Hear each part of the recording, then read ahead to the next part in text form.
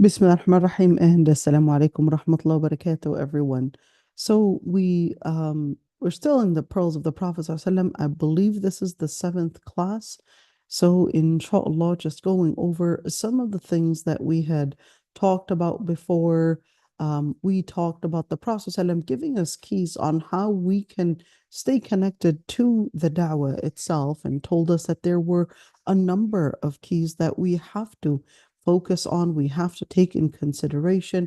And we mentioned, let's look at some of those. The Prophet ﷺ had said, telling Abdullah ibn Abbas, now mind you, Abdullah ibn Abbas at the time was almost 12, 13 years old. So the Prophet ﷺ was definitely speaking to a child that was in their early stage of, I guess, puberty, early stage of transitioning from a young boy to a man. But still, the Prophet ﷺ tells him, "Igtanim khamsan qabla khams." He said, you got five things, and that you need to exploit, you need to use, then you need to make use, you need to find these keys before it's too late. And the keys, shababaka qabla haramik, your youthhood, your young age before your old age, your health before your illness, your wealth before your poverty, your free time before it's basically you're too busy to do anything, and your life before your death.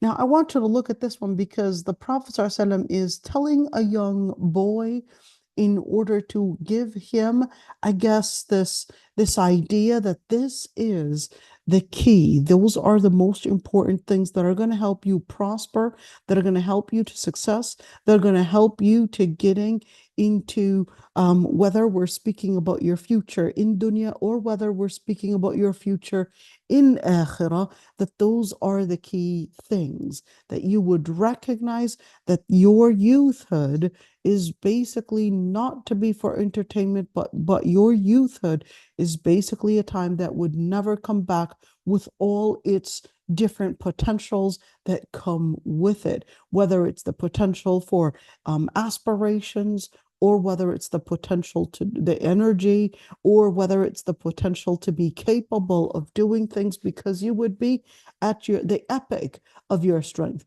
the epic of your aspirations, the epic of your energy. All of those, use it for a good cause, basically. That when we're speaking about shababaka qabla haramik, this is talking about all the potentials that come with it.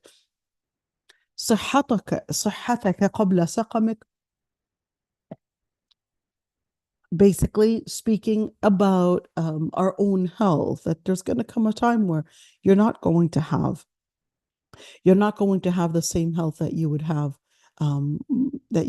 during this time, and people would usually take it for granted and forget that there's going to come a time where you're probably just getting into all these doctor appointments just to be able to walk, or just to be able to perhaps not get dizzy, and the list goes on and on.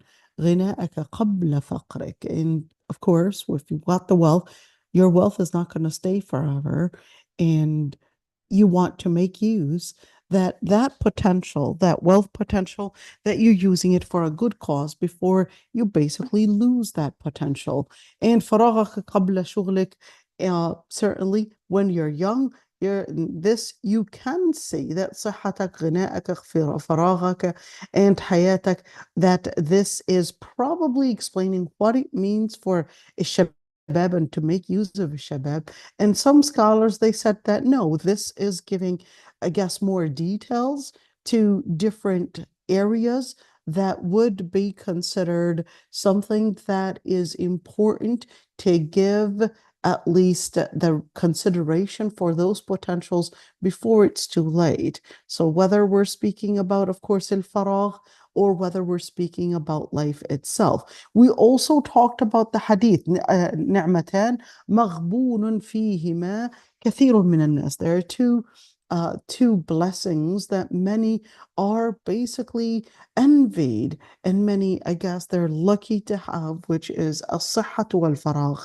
It's as-sihha, health, and even free time, and recognizing that these things don't always come back. We also talked about the hadith لا تزول قدم عبد يوم القيامة حتى يسأل عن عمره فيما أفنى وعن علمه فيما فعل وعن ماله من أين اكتسبه وفيما أنفقه وعن جسمه فيما أبلاه. And we talked about that the Prophet ﷺ said that on Judgment Day. Now, scholars had differences of opinions on whether this is actually talking about Judgment Day or whether this is talking about the first stages of Judgment Day, which is basically in the grave, that they would not be passing this until they would be asked about several things. Number one, about their life and what they had done with it. So when you talk about afna, what is al-fana? Al-fana is when something doesn't exist anymore. So when you say your life and what you had done with it, this is talking about what you had done with your life that doesn't exist anymore. We're speaking about the time, basically. The time that passed. What did you invest in it? That is. وَعَنْ عِلْمِهِ فِيمَا فَعَلَ. What did he do and how did he get his knowledge? What did he do with the knowledge that he had learned? Did he make use of it in order for it to basically, did he make it as something that would enlighten them to take certain steps? Did they use that knowledge in a way to bring about good, or did they exploit and use their knowledge to abuse others? Did they use this knowledge to misguide others? Can it happen? It can happen. You can have certain people that can be in different fields of knowledge, and they can use it for a good cause and they can use it for an evil cause. They can use it to guide others with it, to help others with it, and they can use it to misguide and mislead others. وعن ماله من أين اكتسبه وفيما أنفقه, and their wealth, where they had received or where they got this income from and how they spent this income and for what cause. وعن جسمه فيما أبلاه, and their body and how and what they had invested their energy in. Just keep in mind that you're looking at the most important energies, the most important potentials that the Prophet ﷺ is focusing on: knowledge, wealth, and health. When you say jismihi fima abla, those are the most important potentials. You're talking about your health. What did you do with it? Let's do it again. Knowledge, wealth, and health. Knowledge, wealth, and health. Where you got it from. In other words, the source and the way you used that potential and how you actually made those potentials as keys to help you get to Jannah. Did you use it for that? Or did you use it to just feed your ego or feed yourself with it? We also talked about the Prophet ﷺ, ألا إن الدنيا ملعونة ملعون ما فيها إلا ذكر الله وما والاه وعالم أو متعلم. And we talked about that dunya mal'una to mean that there's no mercy in it. And you would be running after it, thinking that there's going to come a time. We would live thinking that there's going to come a time where, yeah, I'm just going to, work just a couple years and then it's rest time. But the Prophet ﷺ is telling you, no, dunya mal'una, there's no rest time. So don't think that you're going to work hard and then, there's going to be a point of rest time. I'll just get these kids, and then once they're a little bit older, then I'm going to be resting and I'm going to be all fine. Well, think again. That's not actually what's going to happen. When the kids grow older, their problems even become more sophisticated. Yes, you probably won't have to potty train them because they're potty trained, but they're actually going to be coming with a number of challenges that you probably didn't expect.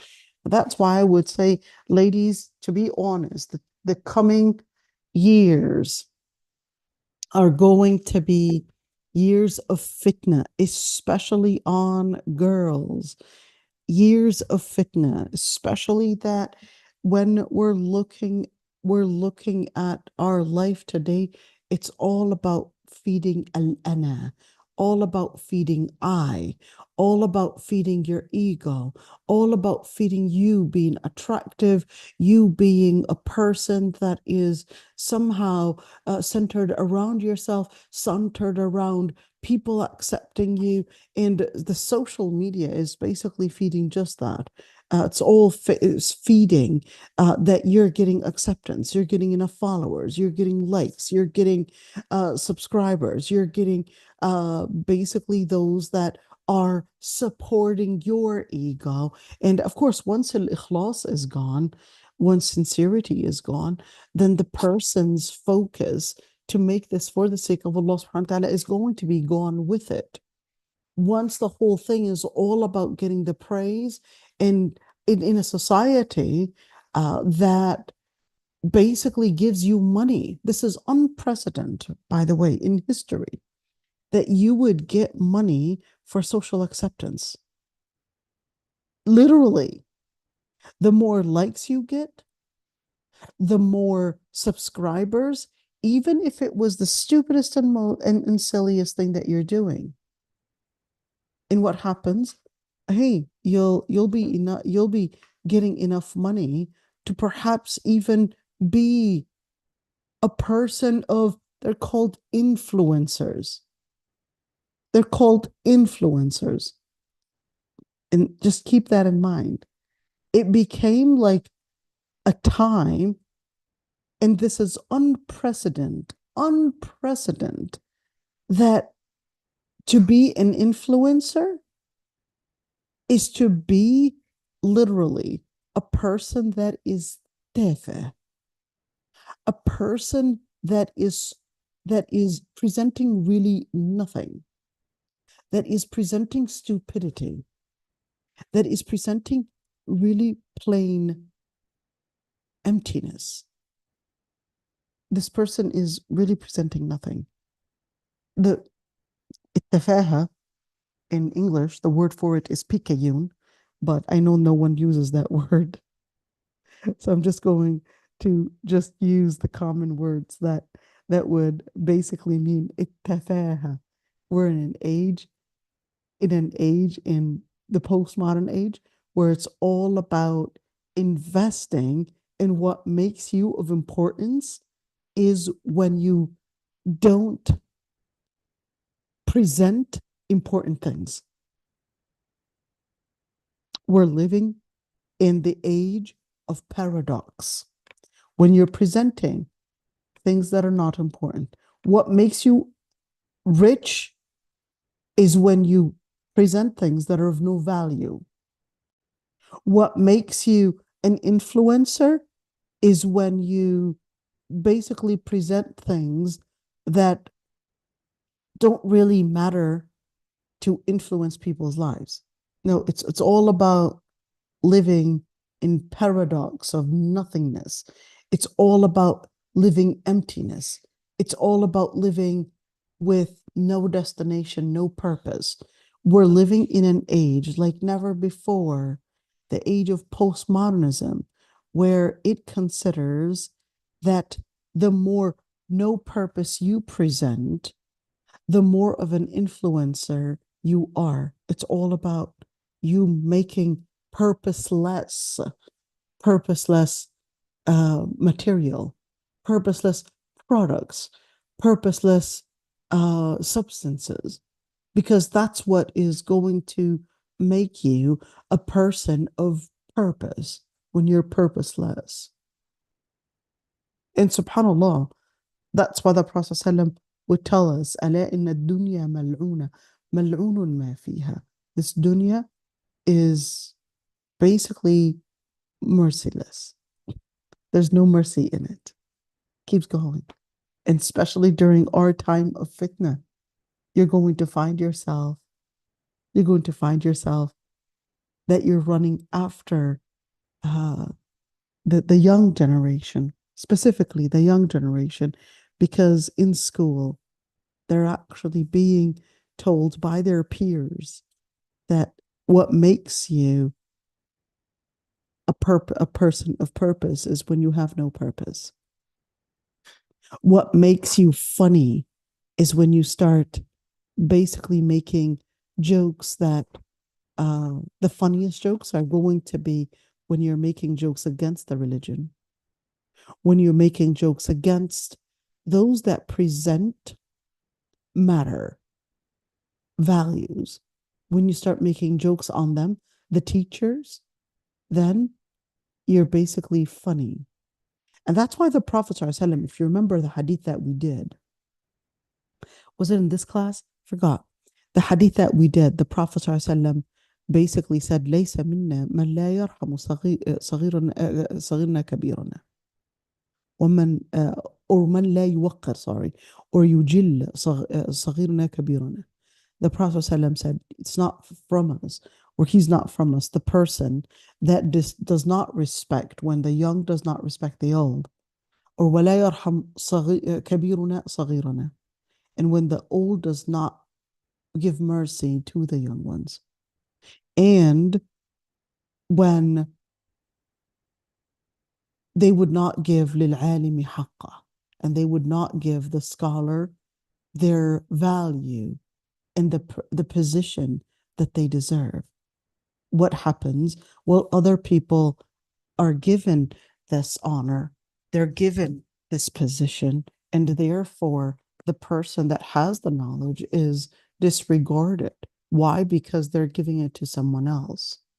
And we could only, of course, afford to use certain potentials. And when these potentials are basically given to someone else as basically the person at the forefront, we're amplifying the voices of those that don't have a particular meaning, purposeless words. And then those that are presenting khair, we're basically silencing their voices. We're not putting them at the forefront.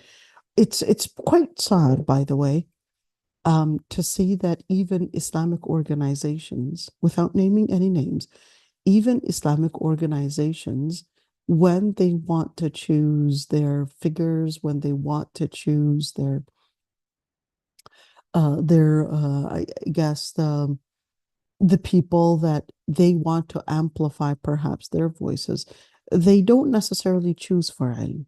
Just to keep that, there's the back end of what you probably don't know. Perhaps you would get this organization and that organization, but certain organizations, or in fact, most organizations, they would hire certain lecturers, certain speakers, etc., not necessarily for the ilm that they have. No, they'll hire them based on the number of followers that they have.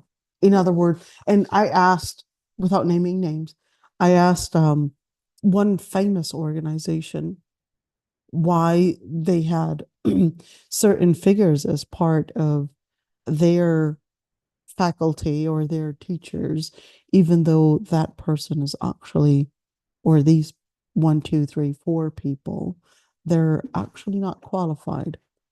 They don't have any Islamic studies background. They don't have that degree. And they said, well, yes, but they do have the followers. So we presented them because we have to work as a business group. And business-wise, we needed these people in order to promote, that was the word, to promote what we're doing. We needed their followers to join along. And that's the same thing you're talking about. That was the answer that I was given, not from one organization, but many organizations, that it's all about wanting to promote their organization. And that's why they may invite certain speakers. And even though they know very well that they're not qualified, but they would invite them in, they would pay them, not necessarily to present ilm, but present and bring along a lot of those, let's call them customers. So it's an issue of bringing in customers. They see them as customers, even if that was at the expense of what they actually are supposed to be presenting. So they would disagree with a lot of those views that this person is presenting, but to them, at least they're bringing in their customers. And this is quite sad, because if it's at the expense of values, if it's at the expense of our ilm, if it's at the expense of misleading and spreading and amplifying their voices by basically giving them the credentials, presenting them as if they had the credentials, presenting them as if they had the qualifications to basically present what Islam says. It brings about a lot of confusion for many.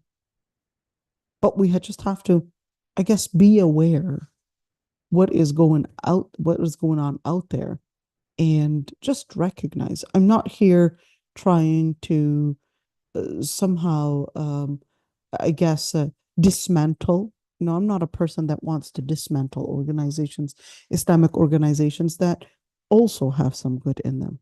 I'm not here to dismantle. We're supposed to be building more organizations. But I'm definitely saying that we have to, I guess, make sure that we know who we are listening to. We have to make sure that we're going back to people with credentials that really present ilm. And it's important, to keep in mind those that have the ilm are usually the ones that probably have the least followers, because ilm, true ilm, is going to be loaded with a lot of different things that we may dislike. Why? Because it's exposing ourselves. It's telling us of things that we really feel guilty about. It's telling us that we got to change certain behaviors in us. It's telling us that we are missing out on X, Y, Z. And who wants to know that? It doesn't feel good to tell you that you've got a problem that you need to change. It doesn't feel good, because the second that you are telling me that I've got a problem that I need to change, right away, it just starts attacking you and making you feel the pain of guilt. It doesn't feel good to feel the pain of guilt. But that's why the Prophet ﷺ was emphasizing no one that has mithqalu dharratin min kibr will enter Jannah. No one that has an iota of arrogance, and even a small amount of arrogance, will enter Jannah. Well, why not? Because the second that this person is centered around themselves, then they're not going to be able to accept any type of advice, because they're centered around themselves. They're not going to be capable of accepting an advice, accepting to see any change needed, and therefore they would put their interests on the top of all interests. Arrogance is the worst thing that anyone can have. It is the worst thing that anyone can have. And subhanAllah, I mean, during our times, the word narcissist is probably the most word that in our society that is used. Yes, definitely sometimes wrongly, I guess, used in ways people might start diagnosing left and right, calling this person and that person a narcissist. And sometimes it's used to describe, even though the person use the word narcissist to describe other people, but they're probably the ones that are narcissists And they're basically seeing that others are narcissists, but they're the ones that are actually being narcissists and they're not seeing themselves. And this is so scary. This is so scary when a person doesn't even look into the mirror and take the time to really look into their heart, look into their behavior, and really see that their arrogance is blinding them from seeing their sins, recognizing their shortcomings, recognizing how they're treating others with a way that is, I guess, disregarding their value and disregarding their interests. And how do we stay strong in this life that basically is loaded with, let's say, if it's lacking mercy, that means there's a lot of hardship. There's going to be a lot of challenges, a lot of pain. That's a thing. A lot of pain. Whether it's pain coming from your own children, pain coming from your own health, pain coming from what you wanted to see in it as something that would give you, I guess, the opportunity. The area that was supposed to be giving you opportunity might be the area that might come with a lot of pains. And for example, even if we're talking about marriage, the girl is excited to get married. She gets married thinking that she's going to find love, romance, a relationship that perhaps, especially if she was not married before, her imagination of what marriage is going to present is rather more of a fantasy. But when she goes into that relationship, she realizes that no, there's no fantasy in it. There's no fantasy in it, and it's loaded with a lot of, I guess, disagreements. And ironically, after the disagreement, we end up, after that disagreement, we end up having a better relationship after it. And it's disagreement after disagreement. And I guess we're doubting each other's intentions in the beginning.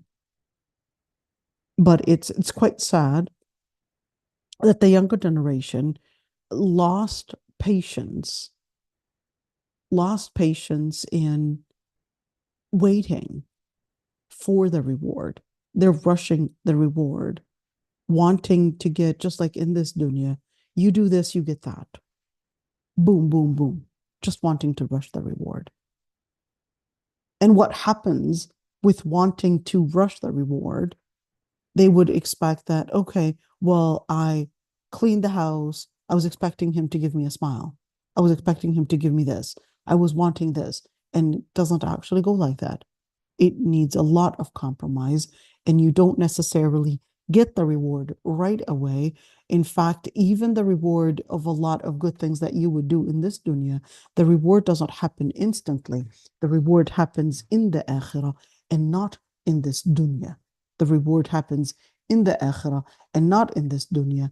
And therefore, recognizing and building within our mind that there's dunya and there's akhirah, and that it doesn't have to be an instant reward.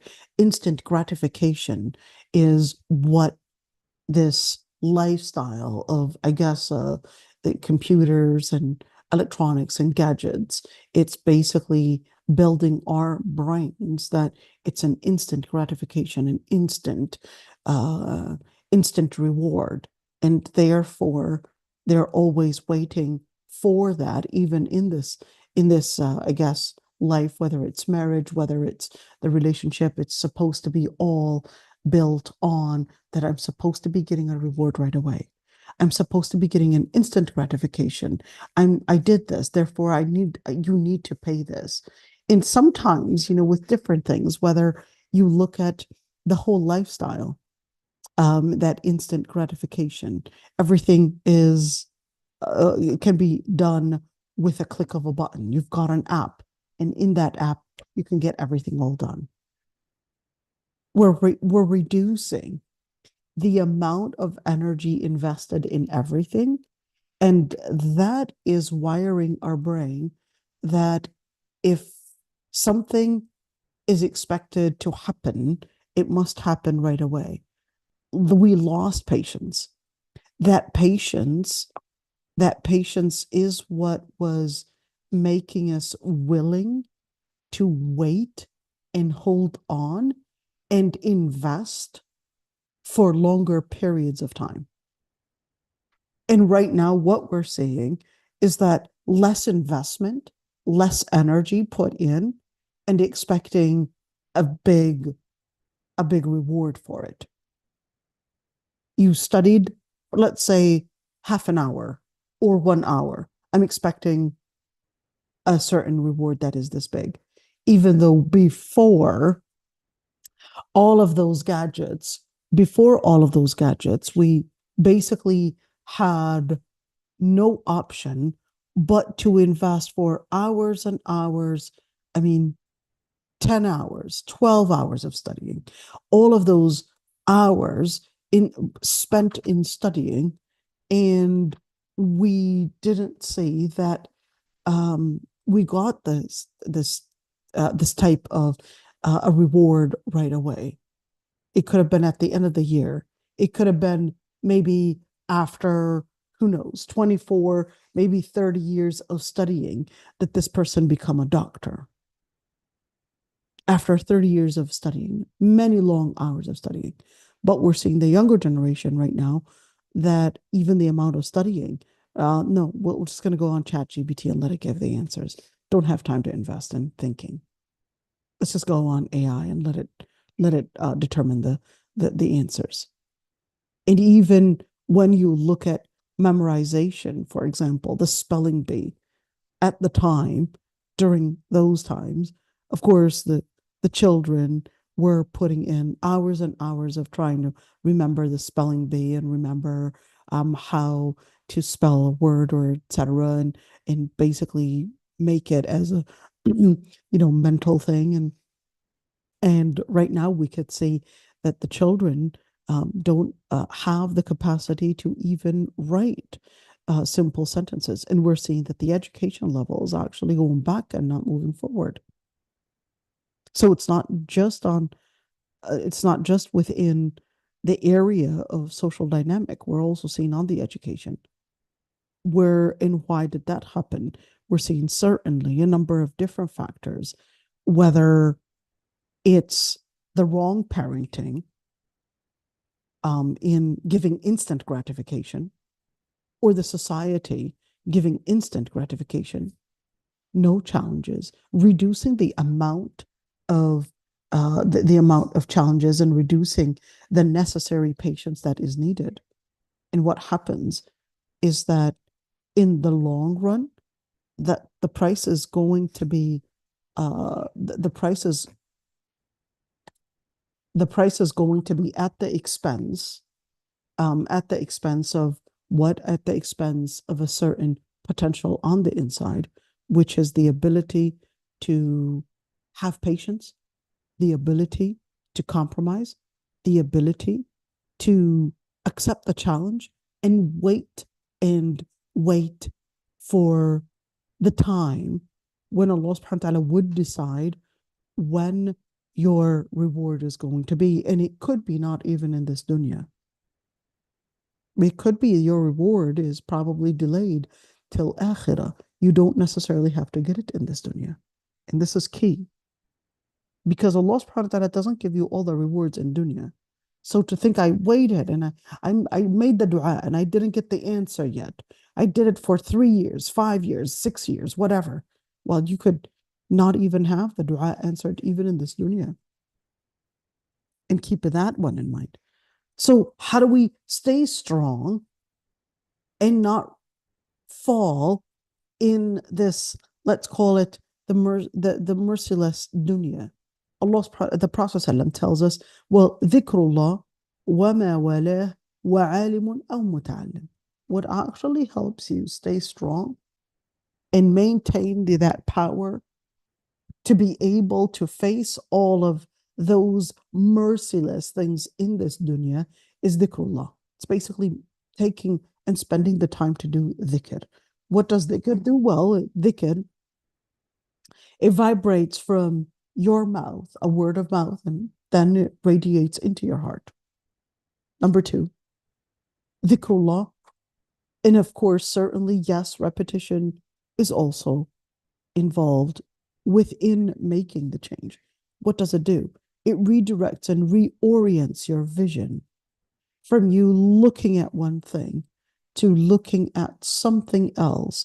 The most important things that you would see in dhikr, you could see that it's always taking you outside of seeing yourself as the center, your pains as the center, your fears as the center, your self and all the different things that relate to it as the center, to seeing Allah subhanahu wa ta'ala as the center.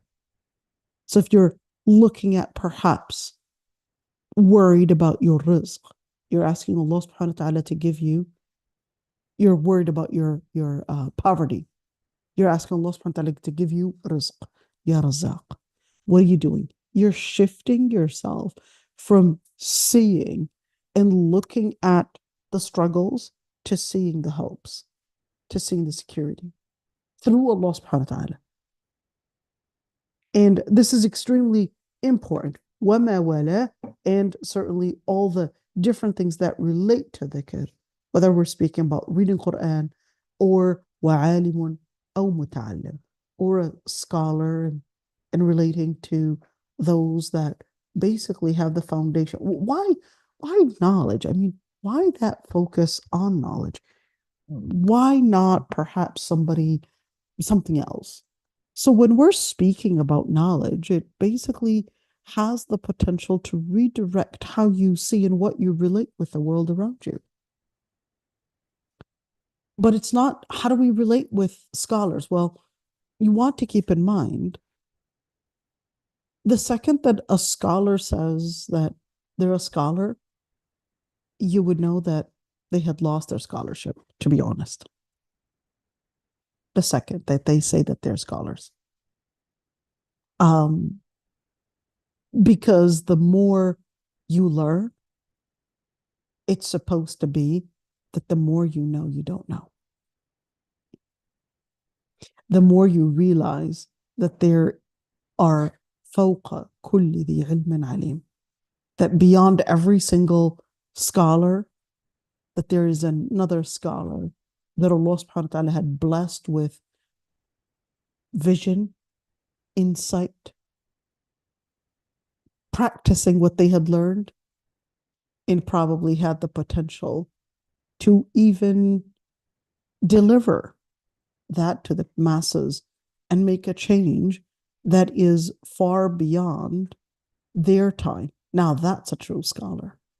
A true scholar is a person that basically is given, yes, the ilm and the amal, the knowledge, and also the application for that knowledge. And number three, the ability to change within the society, perhaps even far beyond their times. You know, you would see certain scholars until the time of today, they're taken as an inspiration, and their words until today, we would use their words to explain, to interpret, to answer our questions related to our deen, related to, of course, the different challenges that we could be facing. Now that's a scholar.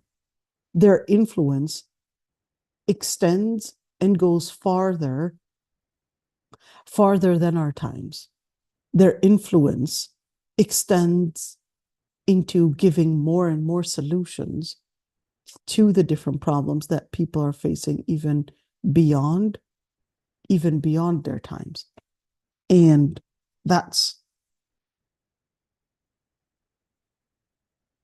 this is simply the key to all the key to, of course, knowing how to survive this dunya that is mal'una.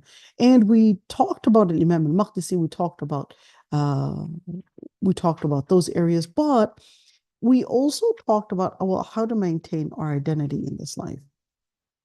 And we went into certain details. We said, well, in order to maintain our identity, we definitely need to stay steadfast during the times of fitan. What is al-fitan? Well, fitan are trials.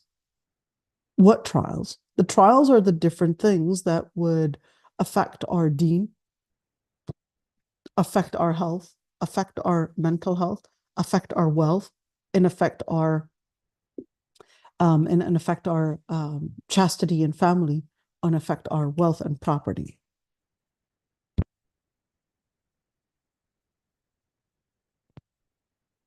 And of course, when we're speaking about al-fitan, we're speaking about the different challenges, mainly the challenges that affect our deen. In other words, our ability to stay steadfast, our ability to continue practicing the principles that Allah subhanahu wa ta'ala wanted us to practice. If the person is letting go or having a regression in their ability to stay steadfast in the deen, then in that situation, this person is falling in the fitan. But how do I know what the fitan are, where the fitan are, who the fitan are, who and what and where and how and why? All those different questions are basically important in order to recognize how to keep yourself safe. We're going to talk about each and every single one of these. الثبات عند الابتلاء. How do you maintain your identity? You want to keep in mind your identity. Keep this one in mind. Think of rocks. Rocks, how did we get there? The minerals. We know that when you're looking at minerals, for example, remember that classification for the rocks, the harder you are on that scale, the harder you are on that scale, basically the more precious you are. And then, of course, the rock that is on the upper scale would break the rock on the lower scale. And the list goes on and on. What's the hardest rock? It's basically a diamond. The more fluid you are, your identity is basically lost. Because the more fluid you are, you're borderless.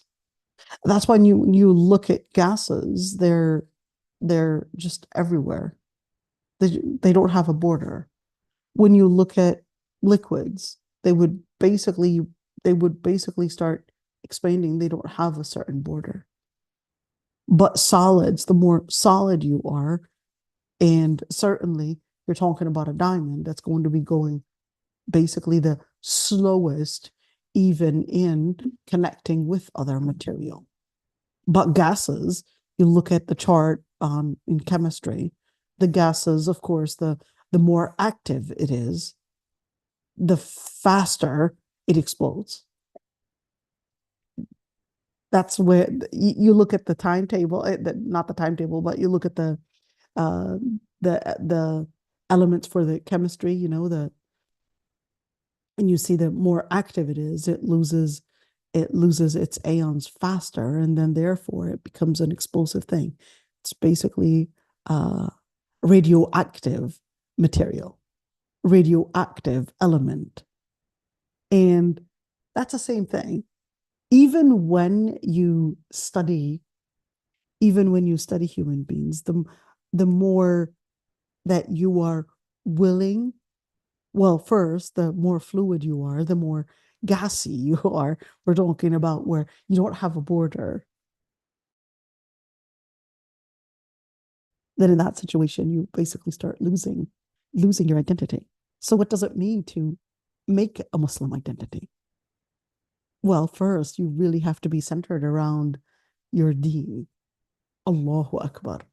When you're centered around your deen, that's when you're going to be a person that is not going to let Well, not only other influences, but even your personal influence. What does it mean, your personal influence? We're looking at the ayah when Allah subhanahu wa ta'ala says, أَفَرَأَيْتَ مَنِ اتَّخَذَ إِلَهَهُ هَوَاهُ. Do you see those that would take their own selves, in other words, their own whims, their own interests, as basically their God, their deity, their center? And then what happens? أَفَرَأَيْتَ مَنِ اتَّخَذَ إِلَهَهُ هَوَاهُ. They would take them as their own gods, their own center. Then that person basically lost their identity right at the very beginning. So when you're looking at الثبات عند الفتن or الثبات في الفتن, first recognizing where those fitan are, and certainly there's going to be a hardship that is going to test your identity. Are you really firm in considering your identity? Or are you here fluid, borderless? You're not, you're willing to change every once in a while. Then in that situation, with this fluidity, you're basically going to lose your ability to really protect who you are and what you are and your identity. So that's why Islam comes in with a number of different, let's call them milestones in your deen. Milestones in my deen? Certainly. Milestones in my deen. How much am I willing to invest in preserving my, let's call it a spiritual elevator? There's a spiritual elevator and there's a spiritual denouncer. You know, think of it as a building. You're going up and there's going down. If you're going up, that's a spiritual elevator. But there's no way that you can go up with your spiritual and into your spiritual elevator unless you would maybe see the concept of jumping. When you're jumping, in order to jump up, you basically have to squat first to a certain level. And what are you doing? Why are you squatting? The more you squat, the more you basically get into whether for the energy, the momentum, and then you're capable of going up higher. You have to go against your own energy. You gotta go against, sorry, not your own energy, but your own gravity. And that's the same thing. There's a certain gravity, even in deen, there's a certain gravity that basically pulls you down into this life. That gravity, whether we're speaking about maybe social acceptance, maybe we're speaking about gratification, we're speaking about so many different things that are basically making you so connected to this dunya. But you won't be capable of going up unless you let go. You have to let go, whether it's let go of your friends, let go of a certain attitude that you might have, let go of a number of different things that are probably acting as an obstacle and acting as a weight that's basically making your weight too heavy on you, and you're not capable of going into the spiritual elevation. Keeping that one in mind, that becomes an ibtila. The weight can be in different forms. Al-ibtila itself, it can be in the form of perhaps maybe your own nafs, or it could be how your nafs relates to the different challenges. So what does that mean? You probably got some illness. How is your nafs relating to this illness? Is it feeling that, oh, well, I can't do anything about it, and feeling that you're succumbing to it? Or are you seeing that, no, I'm going to consider this as a challenge. By the will of Allah subhanahu wa ta'ala, I will overcome this challenge. So what are we doing? We're seeing the ibtila not as an ibtila anymore. That's a Muslim vision. A Muslim vision is to minimize all the different things that surround you, whether it's a challenge or whether it's pain or whether it's different things that are, let's call them spiritual denouncers. The spiritual denouncers, it could be something that you love. maybe food. Spiritual denouncer can be a pain that you're probably struggling with in school, friends, maybe a mother that's hard to deal with, maybe a father that's hard to deal with, maybe a husband that's hard to deal with. Those are considered ibtila. So, what happened? Okay. So those are considered ibtila'at, but it's not of necessarily taking that moment, well, how do I face all of that? So it's taking that moment to recognize that such an ibtila requires that you would redirect your vision and you would consider that it's living the principles of Allah subhanahu wa ta'ala, because what I seek is basically the reward of Allah subhanahu wa ta'ala. All right, so الثبات عند الابتلاء. And then it's الثبات في الدعوة. Sorry, but the person that unmuted themselves, they basically made me lose my chain of thought. Okay, الثبات في الدعوة. There's no way that you can be a person that is of power, of activism, of strength, unless you're challenged. Challenge in itself, it can be an ibtila, and challenge can be a spiritual elevator. Think of this. When the Prophet ﷺ said, Inna Allah إِذَا أَحَبَّ الْمُؤْمِنِ ابْتَلَاهُ. When Allah subhanahu wa ta'ala loves a believer, he tests the believer. Why does he test the believer if he loves the believer? Well, it's basically Allah subhanahu wa ta'ala is closing all the doors on the person and letting them just focus on Allah subhanahu wa ta'ala. So in other words, whenever the person is going through a hardship, it's an issue of putting your focus, that you're getting the momentum, that you're getting the power through Allah subhanahu wa ta'ala and only through Allah subhanahu wa ta'ala. If you were to think that that there's a common thing that people would say is believe in yourself, in Islam, that's kufr on the spot. If you're going to put it in the actual wording of believing in yourself, Islam tells you that, yes, they do say, well, it's not believe in yourself, like a religious thing. But in Islam, no, Allah subhanahu wa ta'ala tells you believe in Allah. Allahu Akbar. That's the area of focus. It's Allahu Akbar. It's believe in Allah. Even though the person that may use this, believe in yourself, and say, well, we don't really mean believing in yourself to really mean believing in yourself as a deity. But what we would mean by it is that, hey, do recognize that Allah subhanahu wa ta'ala had given you the potential, and therefore just believe that the potentials are going to be there to give you the power, the momentum, whatever it is, to overcome the challenge. But Allah subhanahu wa ta'ala is telling us, no. Even though you would like to use a narrative, an interpretation to explain it, that it doesn't sound bad, but Allah subhanahu wa ta'ala is basically telling us, well, no, I want you to recognize and I want you to repeat Allahu Akbar whenever a challenge is basically coming at you. I want you to recognize Allahu Akbar. It's redirecting your vision from seeing yourself to seeing Allahu Akbar. That's the identity. The identity of a Muslim is, yes, submitting themselves to Allah subhanahu wa ta'ala. That is, by definition, also meaning freeing themselves from worshiping others, freeing themselves from having others shape their identity to Allah subhanahu wa ta'ala being the area that they regard as their place of identity. So that's number one.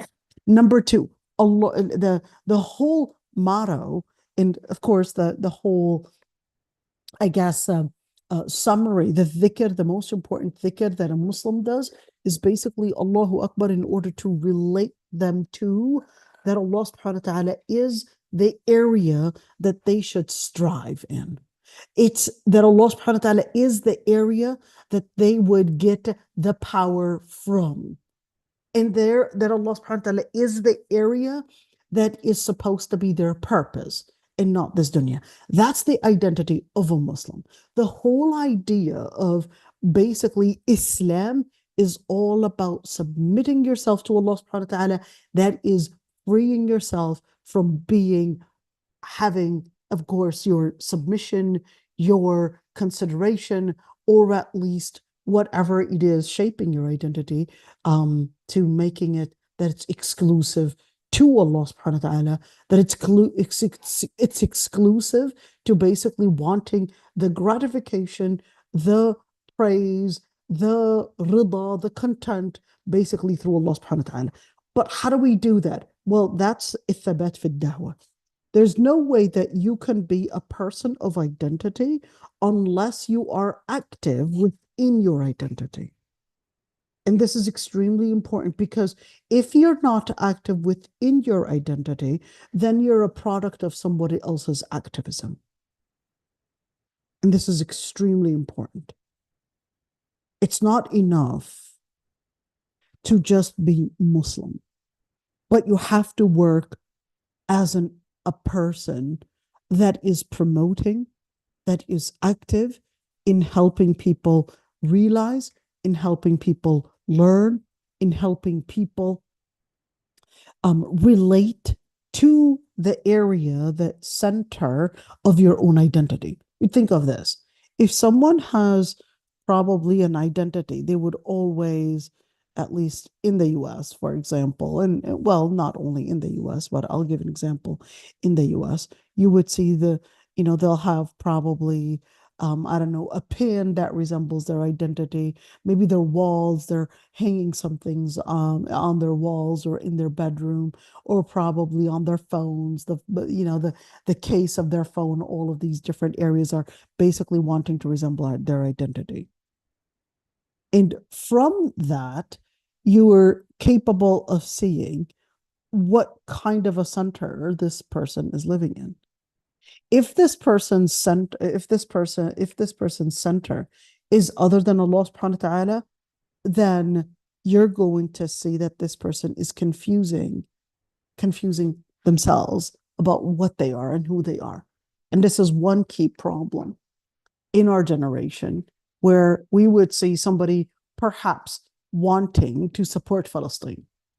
Okay, so they're supporting Palestine, but then what do you get? You basically are seeing it's guys wearing a necklace that might have Palestine map on it, or perhaps they're supporting Palestine, and these guys and girls are to support Palestine. They're dancing the debke together, and or perhaps these guys and girls marching in a Palestinian or a pro-Palestine, I guess, protest, etc. And then what happens? Their identity, certainly it might be for a good cause, but you cannot contradict yourself. You can't contradict yourself that you're going for, let's say, justice, but at the same time, you're basically doing something that is the opposite of what justice is. Well, wait a minute. How's that the opposite of justice? Well, Islam tells us that justice is a lot more comprehensive than seeing it relating to people's lands or people's lives. Islam considers that justice relates to even the way you treat your mother, even the way you treat yourself, even in the way you treat yourself in relationship with the principle. You wanted to fight Israel because it went against the principle of the sanctity of human life. But if you are basically not giving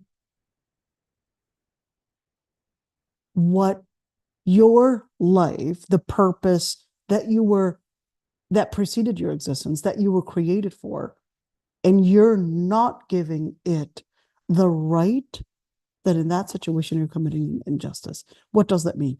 Allah subhanahu wa ta'ala created your purpose before you even existed. If you are not living that purpose, then you're committing an injustice. If you're not living that purpose, what does it mean to live that purpose? Basically means to live the principle. If you want to attack Israel for not living the principle. Well, by you not living the principle of Allah subhanahu wa ta'ala, it's the same idea. You're committing an injustice. If you're not living the principle, you're committing injustice without you realizing. Well, certainly when you're talking about principles, definitely they're not all on the same level. It's not at all if equal. If somebody perhaps drinks, it's not at all equal to perhaps somebody killing someone. That's a completely different level, because the sanctity of human life comes right after deen. The sanctity of human life coming after deen, it tells us that it's of such high importance that it's not equal at all to perhaps maybe committing zina, or perhaps committing stealing someone's wealth, etc. Just keep that one. So we're looking at how we're basically right there active, but we're talking about activism where you're not falling in these paradox and these confusions within your identity. And that's a thabat. That's how you're steadfast. You're not confusing your identity. And the most important identity is the identity that shapes you to get to the purpose that preceded your existence. That's the most important identity. Because the identity that we see people wanting to present is a certain principle that they are concerned about, or they would see as basically giving them a sense of belonging. But Allah subhanahu wa ta'ala is telling you, the sense of belonging was already predetermined before you had even existence. Before you had even existed, it was the purpose that preceded your existence. So if your sense of belonging, the purpose that preceded your existence, you're not even relating to it, that means you're actually confusing your identity. You're confusing who you are. You're confusing what you're supposed to be going for. Your identity is definitely in the wrong area, in the wrong angle, going towards the wrong direction. So Allah subhanahu wa ta'ala is telling you, there you go, that's the area that you want to keep in consideration. It's the purpose that preceded your existence, which is akhirah, the hereafter. If your identity is not going towards that principle, towards that goal, then your identity is going to be myopic. It's going to be narrowed down to considering one side of the story and disregarding the rest of the side of the story. And once you consider one side of the story and disregarding the rest of the story, then you had committed oppression. That's dhulm. That's why Allah subhanahu wa ta'ala calls it dhulm in nafs. Always. The ayat you could see would say, ظَلَمَ نَفْسَهُ. How is it that how could somebody abuse themselves? How could somebody oppress themselves? They oppress themselves by considering one side and not considering the rest. They considered one side of their needs, one side of perhaps principles, but they didn't consider the rest. Once they're not considering the rest, that means they had totally lost the balance. Once you lose the balance, then you had basically right there confused your scale. Remember what we talked about in Surah Al-Rahman. So in order to be at that scale, what do you need to do? Well, you need to consider that there has to be an amount of effort that needs to be invested. There's no way that you can in any way consider an identity unless you put an amount of investment in your energy, in your force to make sure that it's going towards that particular purpose, that particular identity. You need to put in an amount where your life may be right there. Your life may be that place that you need to invest in. It could be your wealth. It could be your energy. It could be your time. That's what jihad is. Jihad is when you would invest your most precious things for the cause of Allah subhanahu wa ta'ala. It could be your wealth, could be your life, could be your health, it could be your time, and the list goes on and on. So how do we stay within al-manhaj al-haq? Sorry, is anybody asking a question? Oh yeah, it's 7. Okay. The other part is, well, how to stay. It's not enough to invest. It's not enough to invest in good, but it's important, well, to make sure that you are from station A to station B to station C, all those other stations, that you're maintaining that principle, because it can be sometimes hard when you are focused on, I guess, taking the trail to that station. Many times you can forget about the principle. You're so fixated on that path that you lost your vision. All of a sudden, it can happen, when you're probably fixated on something, and then you all of a sudden forget that was a tool and not a goal. And this is important. How do I stay steadfast on haqq? How do I stay steadfast? Not only until perhaps a certain age, but I would stay steadfast until death. And how do I stay steadfast even in qabr? What, you want me even after my death? How does that happen? So I want you to look at these.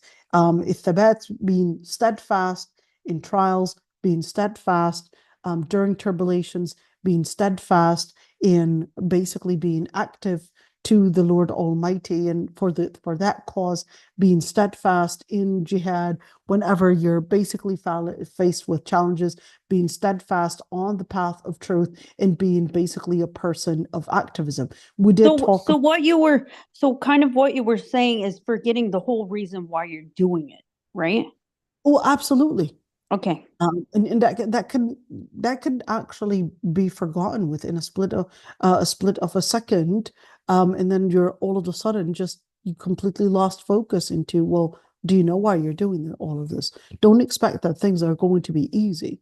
That's why we talked about the hadith, ad-dunya mal'una. Don't expect things to be easy. You're going to be challenged. Your health is going to fail you at times. You're going to get sick sometimes. The social relations. You're going to come across certain people that are just rude, that are just mean, that are just I guess not understanding. You're going to come across people that you basically don't expect. The people of attitude. How are you going to relate to that? Are you going to basically collapse right there? You're going to come across times where you're not going to have enough money to pay your rent, enough money to pay your expenses. And you're going to come across certain times where, yes, things are not working. You want to work towards a certain thing, but every single time you would try, you would not perhaps get the grades that you wanted. You're not capable of getting to that potential, being invested and basically getting the reward for it. But that's why a believer, they would recognize that you don't necessarily get your rank in Jannah based on the achievement, but based on the investment. Keep that in mind. You don't get to Jannah based on the achievement, but based on the investment. So all those prophets, all those mujahideen, whatever it is, they may have never, and many of them will never get to see the victory because they were killed. The Prophet didn't get to see, I guess, that the loss, the victory, and what they had done. They don't get to see it. Many of them don't never get to see it. Why? Because they recognize that the true reward is not in this dunya. The true reward is in akhirah. And that's what maturity is. Maturity is recognizing your area of destination and recognizing that it's not an issue of getting to the achievement, but it's getting your rank in Jannah. And that is dependent on the investment. So a person can get the reward for akhirah, for Jannah, even though they could probably not be ulama and not probably have the money and the list goes on and on. They didn't donate much. They didn't perhaps put in the same effort as perhaps someone else did. Why? Because they're ikhlas. And this is key. This is key. Ikhlas, where is that person's sincerity? So it's all about the amount of investment in the person's sincerity and the amount of energy that they had spent. How do we get all of that? Well, part of the things, how do we stay, and what are the things that are going to be helpful to keep us maintain that connection to stay steadfast? That's the question. How can we stay steadfast? And what should we do to stay steadfast? So right there, a number of different things. Number one, knowledge and understanding of the religion. Why knowledge and understanding of the religion? I mean, why the religion? Why not something else? Because what religion is going to tell you, the religion is going to tell you the principles that you need to maintain. And the religion is going to tell you the challenges that are going to be, I guess, this area that is affecting your capacity, your velocity to stay committed to this principle, which is your identity. So that's what religion is that knowledge is supposed to help you with. And this is extremely important. Remember when we said spiritual elevators and spiritual denouncers? So that's the thing. What knowledge is supposed to give you how to do that spiritual elevator and recognize the spiritual elevators in order to stay on a deen, and how to identify and when to stay away from the spiritual denouncers. If you're not capable of identifying the spiritual denouncers, then you're going to start falling into them and they're going to start dragging you without you realizing. Remember when we said in order to go up the spiritual elevators, you got to go against your own gravity? In order to jump, you got to duck down, push literally against your own gravity in order to go up, or else you're not going to be capable of making it. You got to push against your own gravity. That gravity, they're basically the spiritual denouncers. You got to push against them. That's why the Prophet ﷺ actually said, مَا أَمَرْتُكُمْ بِهِ فَأْتُوا مِنْهُ مَا اسْتَطَعْتُمْ وَمَا نَهَيْتُكُمْ عَنْهُ فَانْتَهُوا. He said, what I ordered you to do as much as you can of it. What I ordered you to leave, you have to leave instantly. Well, why? Because what I ordered you to do, the spiritual elevators, hey, you may not be capable of jumping. But when he came to speaking about وَمَا نَهَيْتُكُمْ عَنْهُ فَانْتَهُوا, what I ordered you to leave instantly. In other words, the gravity within, you have to teach yourself to let go of it, because that's going to be growing within you, and you're going to find yourself going farther down. And then the farther down you go, the more effort that is needed to stand up again. Just keep that one in mind. And the farther down you go, the harder it becomes on you, because you become so accustomed to it. That's why the people that had lived in Jahiliyyah for a longer time, they need more effort to go up, basically, in their abilities and to go up in their spiritual elevators, whether they were Muslim or not Muslim. Somebody could be not a Muslim,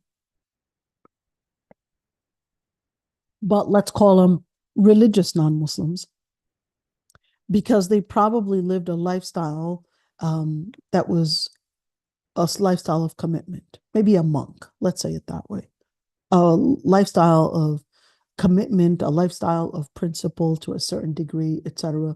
And then when they became Muslim, it was really as if you're just changing the place that you're living in. But you're really the same person. All right. Some people, subhanAllah, even during their kafir times, they were not drinking, they were not doing zina. They were people of principle, subhanAllah. And you can have a Muslim that, no, they are Muslim, but they were not people of principle. They were probably drinking, hanging out with the wrong friends, hanging out with in the wrong areas, and the list goes on and on. And those people, they would find definitely a bigger challenge, because their brain had already been wired that that's your area of gratitude, which is basically the addiction that they were in.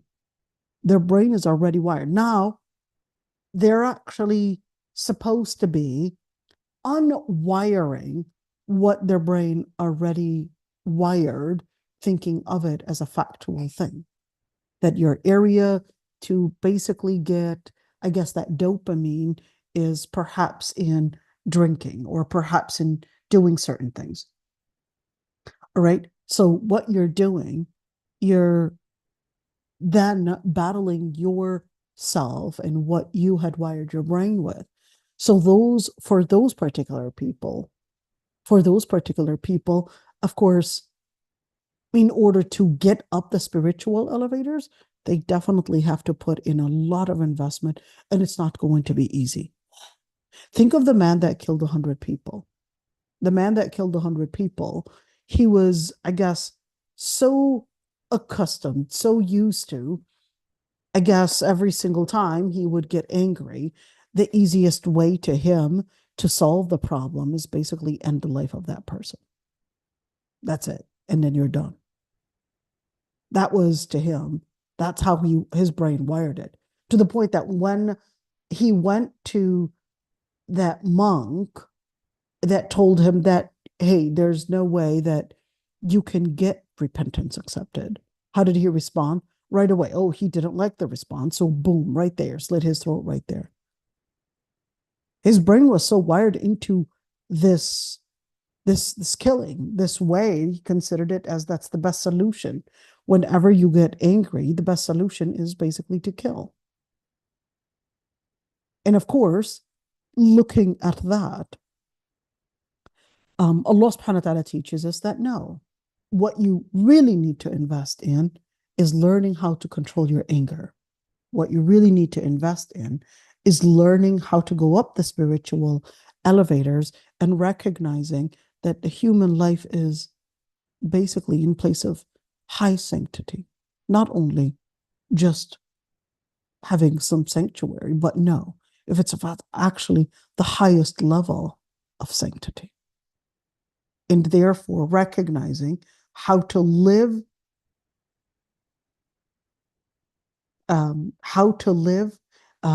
that moment that you recognize the principle. So Noura is saying, well, I've seen Tawbah change people. Certainly, Noura, we're not saying Tawbah doesn't change people. No, some people, khalas, they're committed to that Tawbah. They're committed to, I guess, if they're Muslim, they're willing, or Tawbah, they're willing to stay committed. I'm not saying that it doesn't change a person, but we're saying that the challenge, the momentum that they have to invest in going from a person that was probably stationed on the ground to getting up and squatting and then getting up and standing, for a person that was not used to standing, it becomes like you're fighting against your own muscles, against your own wiring. And certainly the effort is not the same. I'm not here saying this to to make people, I guess, lose their aspiration to somehow achieve. But no, I'm here laying it out in a pragmatic way, laying it out to let them see that yes, the challenge is big, but you want to keep in mind that when the challenge is bigger and the effort that you are investing in is bigger, it's definitely bigger than someone else. If a person is standing, it's a lot easier for us to tell them to stand up. And you know what? Since you're at it, you're standing up right there. Why don't you make your salah? But it would be a bigger challenge to tell the person, you got to go redo your wudu, find a place to redo your wudu in, and go and I guess start from from the very beginning, finding a place, going to the place to make wudu, making wudu, and then taking off your socks, taking off your shoes, and perhaps, going through all these. I'm just, making it in a crude way. Okay. It's definitely not equal if the person was already on wudu and standing right there. It's not the same. So just by investing in the hardship itself, that it in itself is basically increasing the person's reward. The more effort that you would basically face and, let's say, challenge, the higher the rank. الأجر على قدر المشقة. The reward is really based on the amount of effort that you had invested in something. So for that person that probably requires more effort to move from a squat level to perhaps a jump level, we're going to basically look at, Allah subhanahu wa ta'ala is going to look at the amount of effort, sincerity that you basically put in to move from, let's say, station A to station B to station C. And it doesn't necessarily have to be, did you actually jump? So just keep that one in mind. Did you actually jump? Did you become a scholar? Well, it's definitely good. It's definitely good to become a person. That basically shows that you were investing so much in perhaps learning your deen, in perhaps being committed. That definitely shows a lot. All right. But at the same time, I don't want you losing, I guess, your aspirations because you probably didn't get there. Just continue in seeking ilm, continue with your sincerity, continue in following the sunnah, continue in making the dua, continue in trusting Allah subhanahu wa ta'ala to give you the potential, continue in doing what is good, continue in avoiding sins, continue in having that patience, continue in adhering to the community that basically is living that lifestyle, because that's going to give you the support. Continue in enjoying what is good, continue in loving for the sake of Allah subhanahu wa ta'ala, and that is what will take you onto the path. That's why Allah subhanahu wa ta'ala was even telling the Prophet ﷺ, فاستمسك بالذي أوحي إليك إنك على صراط مستقيم وإنه لذكر لك ولقومك وسوف تسألون. What is فاستمسك? فاستمسك means, now you want to keep in mind that alif sin ta, or in a verb, when you say masaka, the word masaka means to hold. Well, masaka means to hold. But istamsaka actually means that the person is investing in in their energy in order to be able to hold. Let's give a different word. Perhaps طعِمة, to basically feed. But استطعمهما, they requested for feeding. they requested that they would basically give them food. استطعم here, they requested for food. And here, فاستمسك, you're requesting, you're putting in energy. It is reflecting that this is what you're seeking. What is it? بالذي أوحي إليك, with what it was revealed upon you. إنك على صراط مستقيم. What was that? إنك, for you are on the right path. Well, the Prophet ﷺ already knows that. So why that emphasis? It's basically important to keep in mind that when you connect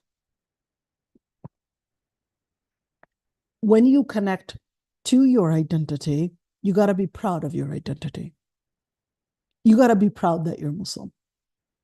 And that's why Allah subhanahu wa ta'ala was telling him, Innaka ala siratum mustaqim, you're on the right path. Why on the right path? Because you're not just investing in one side of justice and letting the rest go, but you're investing in ala siratum mustaqim, in the right path on all angles.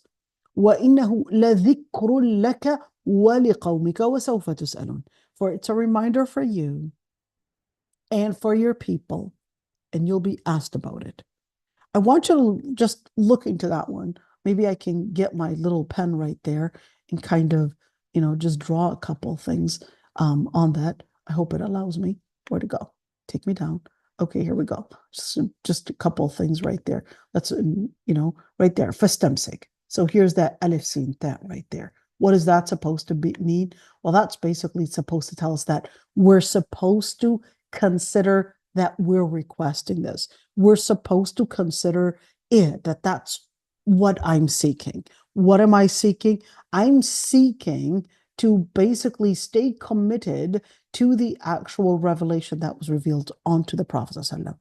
On what revelation? Ala siratum mustaqim. And I would recognize that this path is the right path. And 3, وَإِنَّهُ لَذِكْرٌ. It has to be a time where I would invest in a lot of remembrance. I would not forget and probably lose my focus that I'm supposed to be committed to what al-wahi is. And that's why when we were looking at the previous notes, we were talking about, well, how do we maintain that steadfastness? How do we stay committed? You would stay committed when you also need this area of support, لَذِكْرٌ لَكَ وَلِقَوْمِكَ وَسَوْفَ تُسْأَلُونَ, and recognize that that's what you're going to be asked about. In other words, consider throughout your stations that you are living up to that moment that you would get the reward or the punishment on Judgment Day, and therefore you're living up to that station, and that is the purpose that preceded your existence. Let's see. So how do we stay committed? Allah subhanahu wa ta'ala was teaching us, وَأَنَّ هَذَا صِرَاطِي مُسْتَقِيمًا فَاتَّبِعُوهُ. What is that let's call it that area in my mind that is supposed to keep me connected, that is supposed to keep me, I guess, on the right path. وَأَنَّ هَذَا صِرَاطِي مُسْتَقِيمًا. This path is supposed to be a straight path. There's no crookedness. You never bend to yourself, to your desires, and you never bend to other people's desires, but you would only bend yourself to the principles of the Lord Almighty. Why would I say sorry to someone that hurt me? Well, isn't that going to somehow degrade my dignity? You would only say sorry because Allah subhanahu wa ta'ala asked you to say sorry, not because for the sake of the other person. You're not bending down to the person. You're bending down to Allah subhanahu wa ta'ala. Because Allah subhanahu wa ta'ala is asking you, why am I here being nice to my mom? Sometimes my mom can be just sometimes hard on me. You're not being nice to your mom. It's because Allah subhanahu wa ta'ala told you, وَخْفِضْ لَهُمَا جَنَاحَ الذُّلِّ مِنَ الرَّحْمَةِ.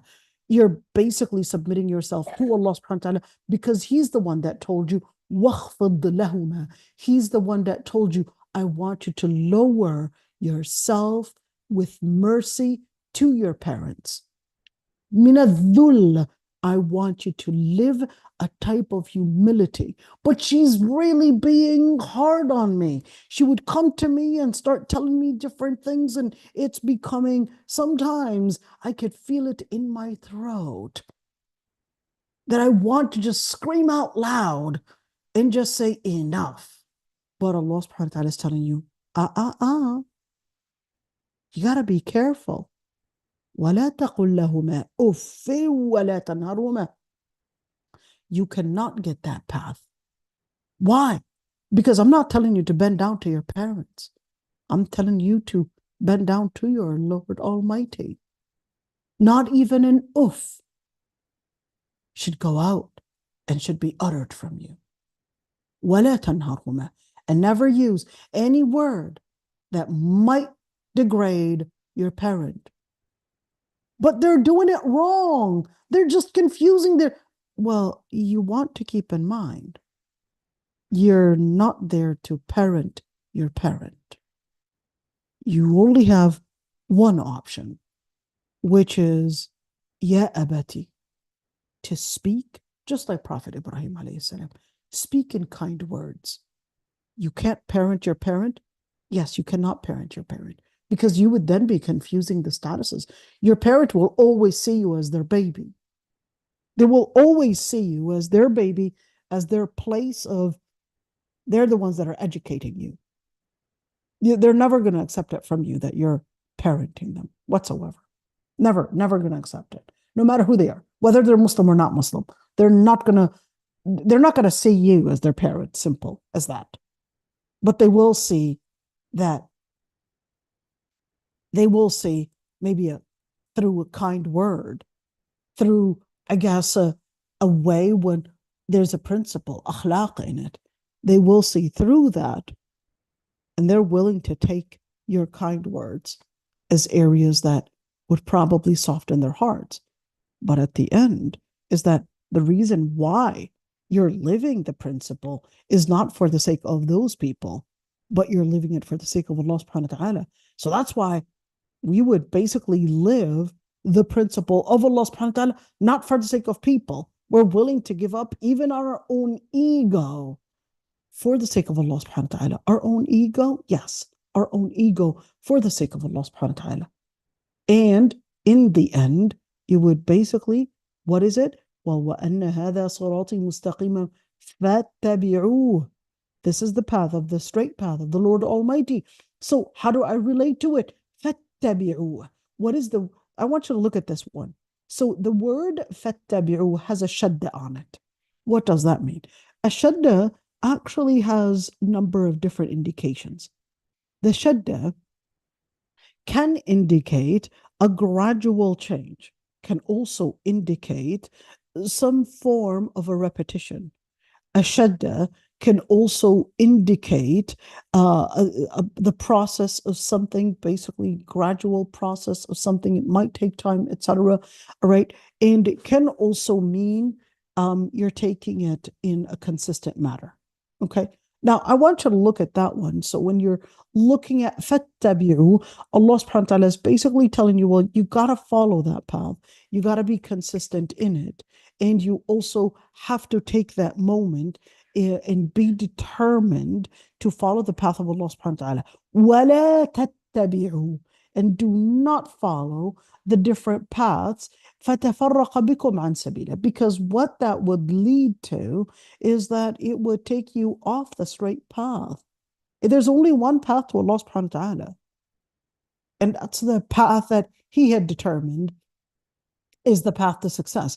ذَلِكُمْ وَصَّاكُمْ بِهِ لَعَلَّكُمْ تَتَّقُونَ. That's what the Lord Almighty had basically told you, that that's what your purpose is. That's the will that Allah subhanahu wa ta'ala had asked you to follow. لَعَلَّكُمْ تَتَّقُونَ. For perhaps that is what is going to help you stay. The word is تَتَّقُونَ. تَتَّقُونَ, you'll have an armor of protection to keep you steadfast in making sure that you don't get off track. How do we get there? There's no way that you can get there unless, look at this one. Allah subhanahu wa ta'ala says, وَجَعَلْنَا مِنْهُمْ أَئِمَّةً يَهْدُونَ بِأَمْرِنَا. we had made from them a nation or an ummah, a group, a nation that was guiding in what? يهدون بأمرنا لما صبروا. They would guide by who? By the order of Allah subhanahu wa ta'ala. When were they capable of becoming a'imma, of becoming leaders? There's no way that you can become a leader unless لما صبروا, unless you invest in patience. What is patience? You don't let your emotions of anger, your emotions of sadness, your emotions of probably wanting to retaliate, your emotions of whatever it is, you don't let those control you. But that is the key to basically containing your emotions. And Allah subhanahu wa ta'ala says, لَمَّا صَبَرُوا. When were they capable of being leaders? When did they become leaders? Allah subhanahu wa ta'ala says they were leaders, and in basically leading in what? Leading to basically guide others. That did not happen until لَمَّا صَبَرُوا, until they learned how to be patient. They invested in a lot of challenges. They were investing in a lot of patience. وَكَانُوا بِآيَاتِنَا يُوقِنُونَ. And they were steadfast in, of course, having that certainty in believing in the words of Allah subhanahu wa ta'ala. This is extremely important. But then it's not enough. Because yes, you can have that yaqeen, that certainty, etc. All of that is definitely important, but there's also, keep that one in mind. Allah subhanahu wa ta'ala says, لَقَدْ مَنَّ اللَّهُ عَلَى الْمُؤْمِنِينَ إِذْ بَعَثَ فِيهِمْ رَسُولًا مِّنْ أَنفُسِهِمْ يَتْلُو عَلَيْهِمْ آيَاتِهِ وَيُزَكِّيهِمْ وَيُعَلِّمُهُمُ الْكِتَابَ وَالْحِكْمَةَ وَإِنْ كَانُوا مِنْ قَبْلُ لَفِي ضَلَالٍ مُبِينٍ. Allah subhanahu wa ta'ala says that He had, the word is manna. What is al-man? Il-man is basically to give. Il-man is to give a blessing. Okay. And it can also mean il-man to brag about something. But here, man Allah ala al-mu'mineen is not to brag. But here, man Allah ala al-mu'mineen, that He was the one that gave them the blessing.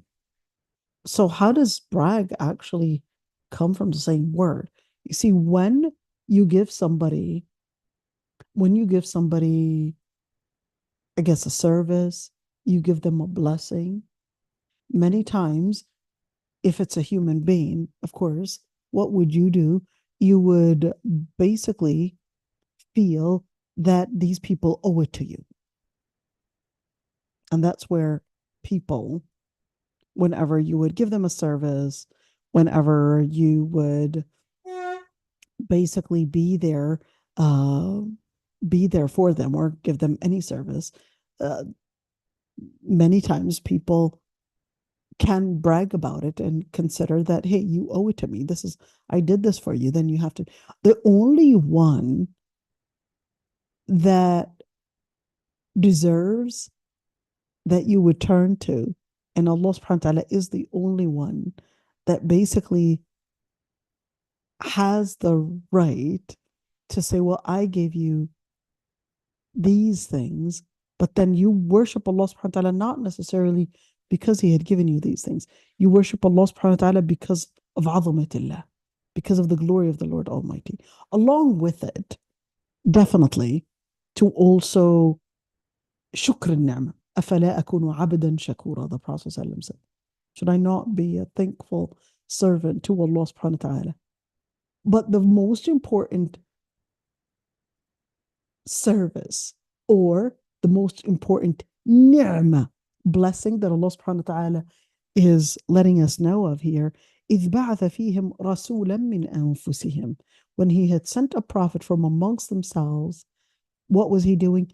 يَتْلُو. He was reciting the words, the verses, or reciting His verses, that is the Lord Almighty. And He was yuzakkihim. He was taking a moment in teaching them what is necessary to purify them. How? وَيُعَلِّمْهُمُ الْكِتَابَ وَالْحِكْمَةَ. By teaching them the book that is basically the Quran, al-Hikmah, that is wisdom referring to Sunnah. وَإِن كَانُوا مِن قَبْلُ لَفِي ضَلَالٍ مُبِينٍ. And before that, they were in complete dalal, in complete delusion. Why? Because there's no way that you can get out of delusion unless you recognize the most important area of ni'mah. Two, you invest in reciting the Quran, and and that is going to result in giving you tazkiyah and heart purification. And how is that going to give me heart purification? By teaching you and redirecting your vision on what really matters, and that could only be found in the Quran and the Sunnah. If you don't actually take these keys, if you don't take those resources, then what you're going to find yourself living in is in ضلال مبين. So what is that going to lead to? فَمَن يُرِدِ اللَّهُ أَن يَهْدِيَهُ يَشْرَحْ صَدْرَهُ لِلْإِسْلَامِ وَمَن يُرِدْ أَن يُضِلَّهُ يَجْعَلْ صَدْرَهُ ضَيِّقًا حَرَجًا كَأَنَّمَا يَصَّعَّدُ في السَّمَاءِ كَذَلِكَ يَجْعَلُ اللَّهُ الرِّجْسَ عَلَى الَّذِينَ لَا يُؤْمِنُونَ. Allah subhanahu wa ta'ala. Well, how am I going to find this connection?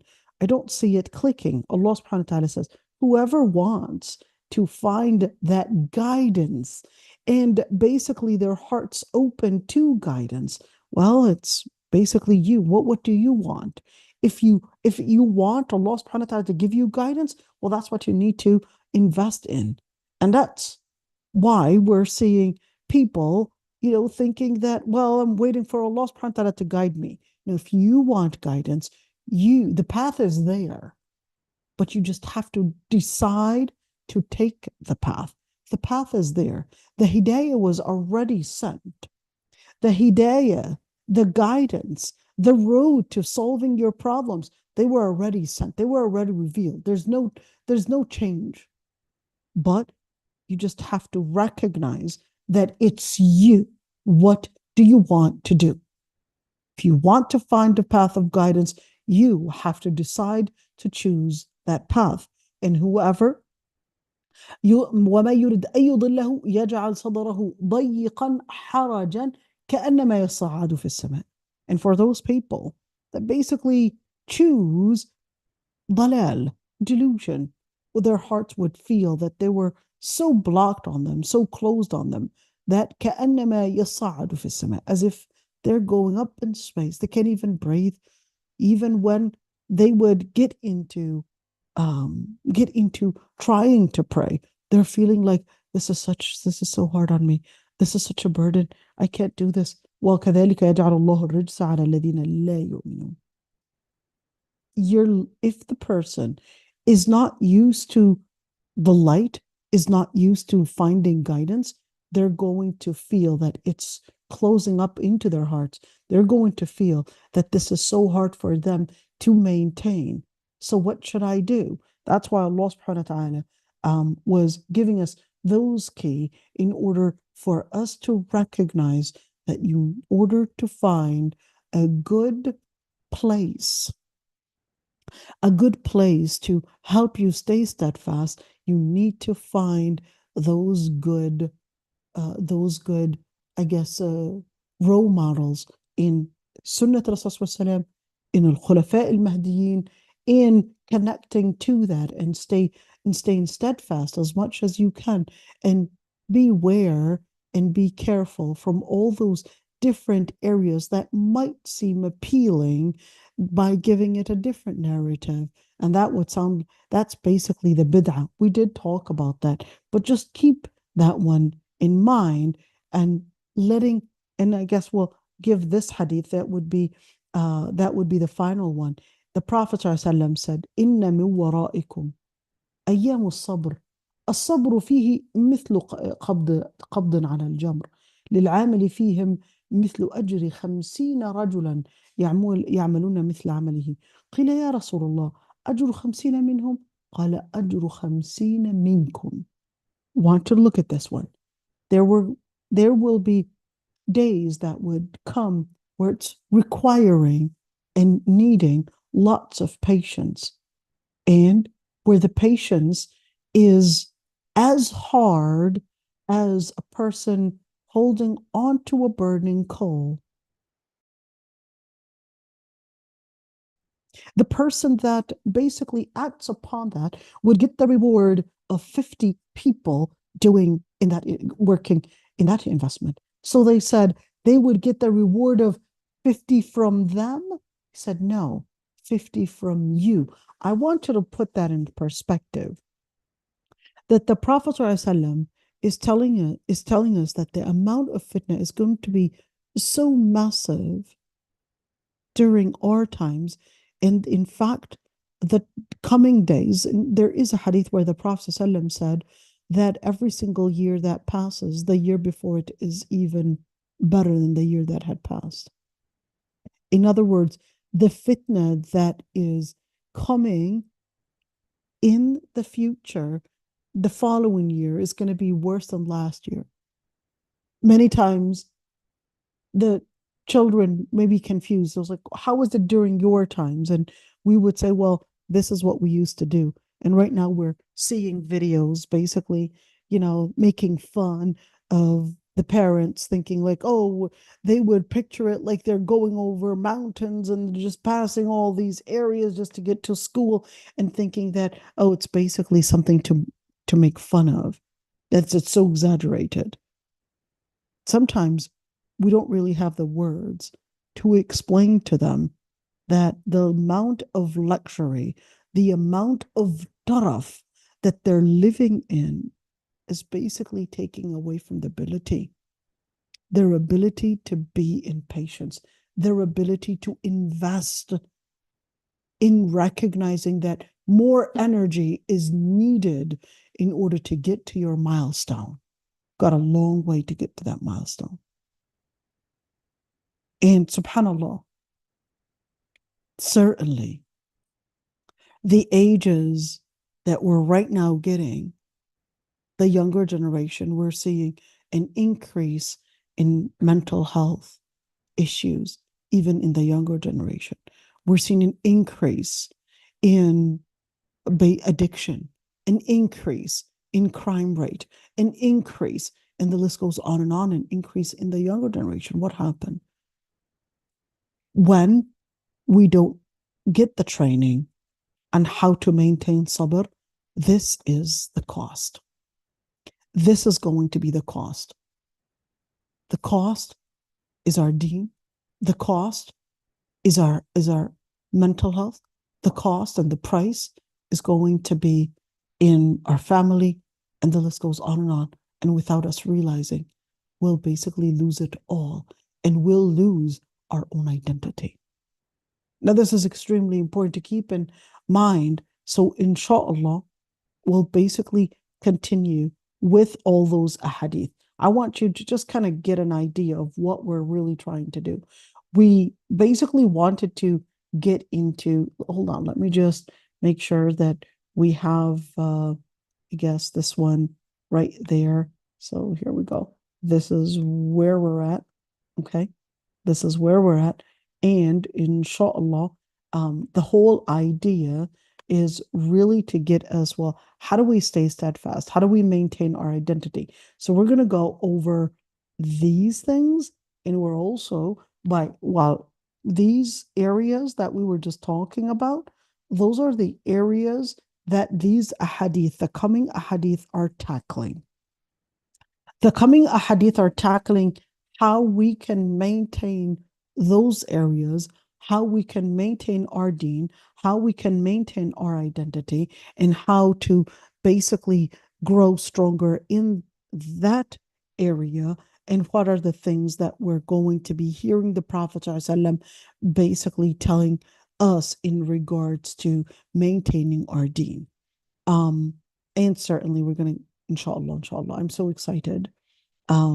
Inshallah, this and other topics, inshallah, we'll talk about next week. I'd love to hear you right now, I guess, teach me and teach us and get us some of that inspiration. I'd love to hear it from you. And you can go ahead and unmute yourself if you would like, or if there are any questions. I know that in like the past, when you did the tafsir, you talked about the kitab wal hikmah. So this was from Surah Al-Imran, right? It's actually in a couple surahs, not only Surah Yeah, that's what I was just saying. Yeah. It's repetitive, It's yani. but definitely it is repeated a couple times in the Quran. Okay. Yeah. Nura, you were asking about al-Mahdi.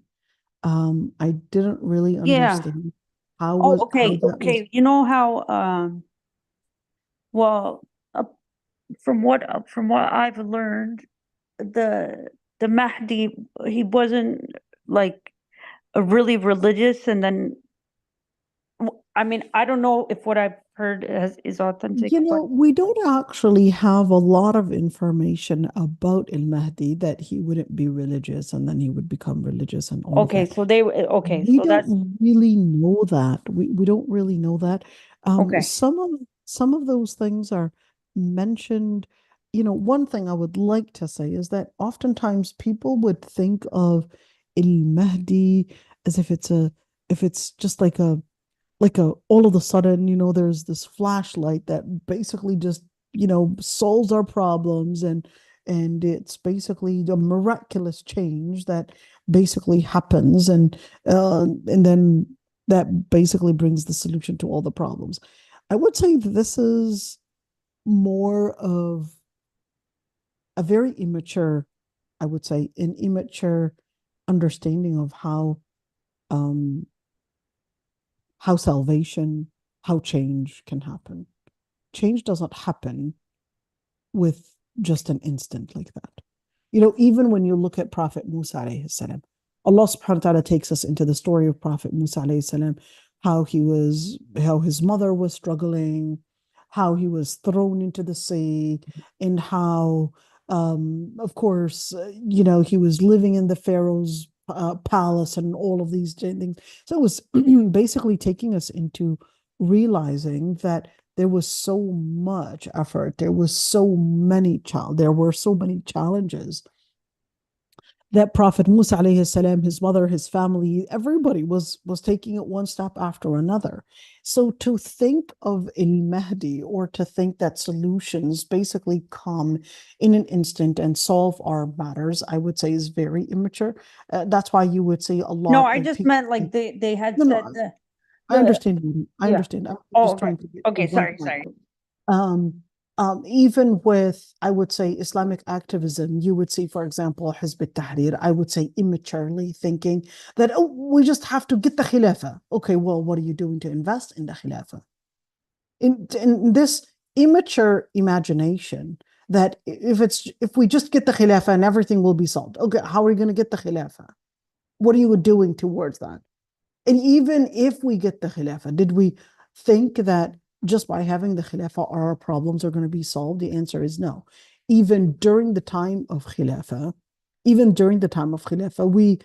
we would see in the literature that was left behind from the scholars, the Muslims, and they were telling us about some girls, some women were basically boyfriending. Zina was hidden. It wasn't necessarily something that was completely eliminated, but some of it was there. We do know that, hey, even homosexuality, gayism, lesbianism, all of that was also there within Al Khilafah. Killing, I guess, toxin were also abuse and all of that. That was also there. So it wasn't completely eliminated. You read Kitab al-Ruh for Ibn al-Qayyim, you would see, you would not believe that such things, or not Kitab al-Ruh, it was, no, what was it? What was the book?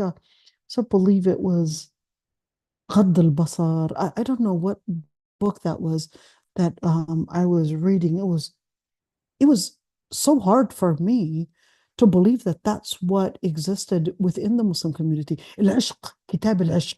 That's what it was about. Al-Ishq, the book of Al-Ishq. And he was talking about, in that book, we're talking about the 6th century Hijrah, and he was talking about certainly love and how romance affects the person's deen, affects the person's identity, all of that. But he was basically just saying stories during his time of how romance led to people losing their deen. But just the idea of some of those stories, and he was talking about different things that happened during his time, certainly as a result of romance. But how did these things exist?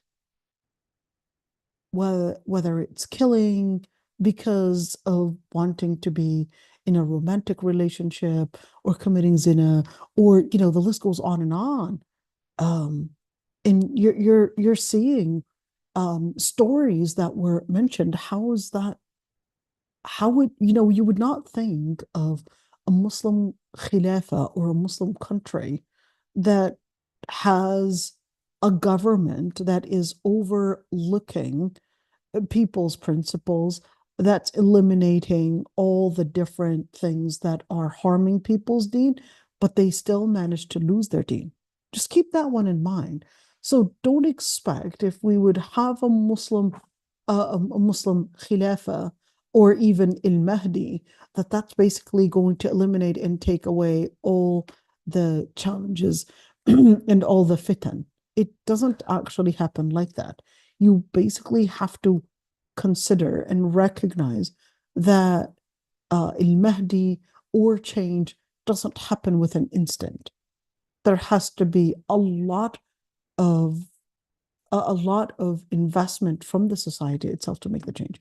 So even for al-Mahdi, was he necessarily a person, perhaps not doing the right thing, and then all of a sudden gets hidayah? We don't really have records of that.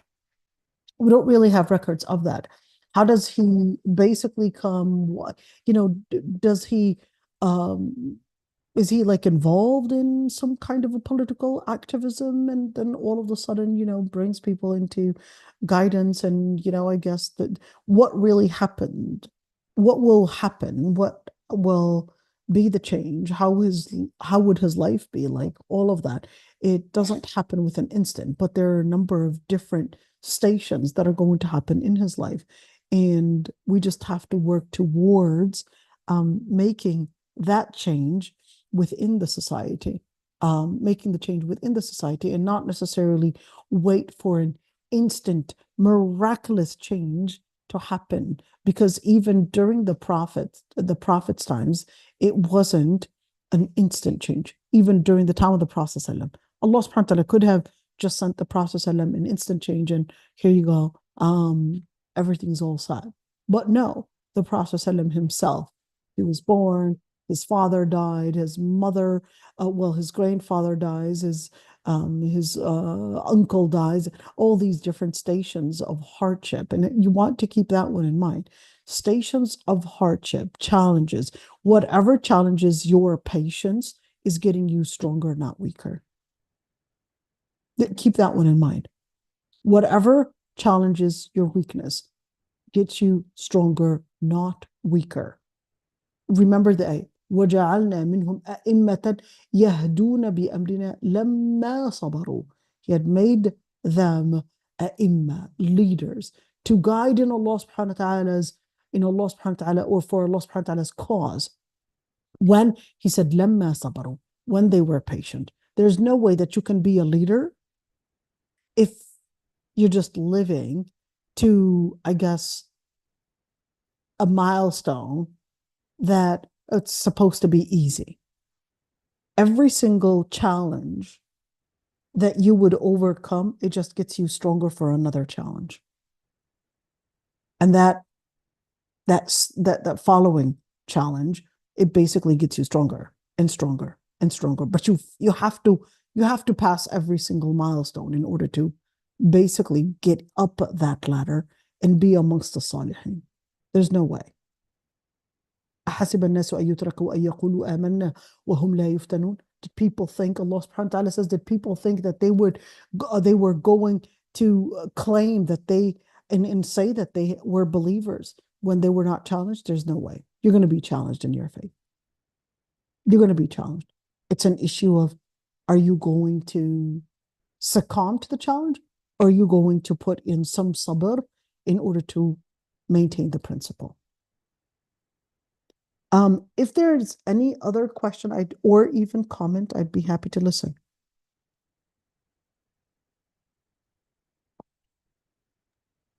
I guess this is it. Sister Samira, go ahead, dear. Yes. My takeaway from this class, number one, mashallah, the metaphor of the spiritual elevator has really put in perspective how to proceed in life, how to go about it with all the points that you're saying.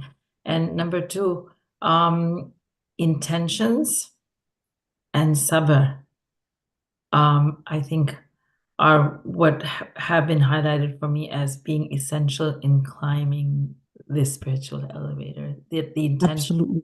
Love how you related it. Good job. Yeah. Love it. Exactly. There's no way that you can get up the spiritual elevator. I always demonstrate it for people in the demonstration of jumping or a sling, the sling. That in order, of course, a sling, in order for it to go up, of course, you're gonna have to let go of certain things from one position to another. And the sling, you basically pull at its bottom, and the farther and the more power you would basically invest in pushing from, the spring. Let's talk about the spring right here. The spring, of course, the more force you would invest from the bottom, the farther it goes forward. And that's the same thing with a target. You take it back further back, it basically gets more momentum to move forward. If you think of, a number of different things, jumping, you bend down, squat down further, and it's the same thing, the whole concept of hitting a target, the farther you go behind. And so there's a certain point where you have to let go. You gotta push against that area. Sometimes pushing against that area, and that's basically going to give you the momentum to go farther and hit your target. But not at all thinking that, oh, I got to sin in order to go farther. No, there's no way. Because when you sin, what's going to happen is that this is going to let you start not getting ready to go up, but it's taking you down and farther down, and you could never guarantee that you're going to be capable of getting up again. Always demonstrate it in sitting down and getting up. Spiritual elevator, spiritual denouncers. This is extremely important to look at that in order to put an investment. You need to give up on spiritual denouncers because they're going to drag you, and you're not going to be able to go up the spiritual elevators. Oh yeah, we have an article on the website that you wrote. On the spiritual elevators or spiritual denouncers? Yeah, I think so. Really? Oh, show it to me, Nora. Well, I forgot about it. Oh, okay, I'll get it. Inshallah. All right, this is it. Subhanakallah wa bihamdik, nastaghfiruka wa natubu ilayk, nashhadu an la ilaha illa ant. See you tomorrow, inshallah. Jazakallah khair. Assalamu alaikum. Wa alaikum assalam wa rahmatullah. Jazakallah khair.